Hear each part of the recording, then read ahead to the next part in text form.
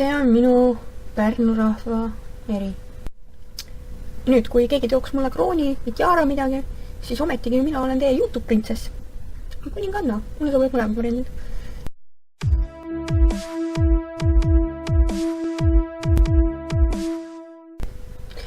Kuulsin, et Pärnus on päris palju inimesi, kes vaatavad mu videosi ja naeravad minu üle.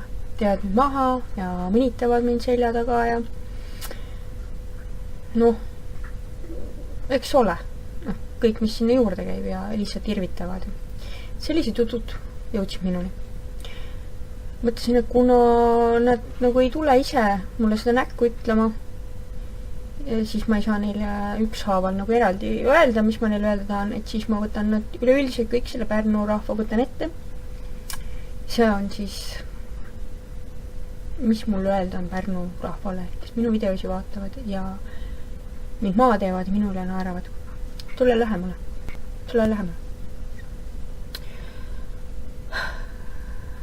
Septembris tuleb uus graafik.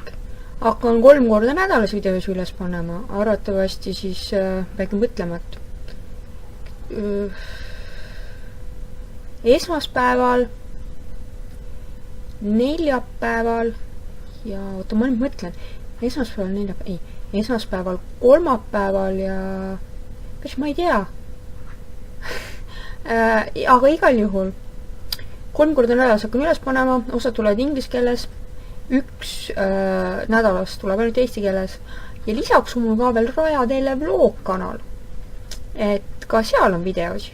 Panen sulle siia lõppu ilusti kuhugi, kuhu sa saad vajutada ja mine käi seal ka ära, eks ole.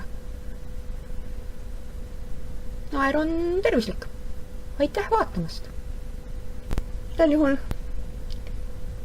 väga uhke ja lisaks ka erakordne suur tänu, kes iganes kirjutas asfaldi peale subscribe jobuke. Hea töö. Mul läks tuju erakordselt heaks. Äge on näha, et on ka toetust ja kõige ägedam on siiski, et inimesed üldse teavad, et me eksisteerime. Ma unustasin ühe tähtsa asja veel ära.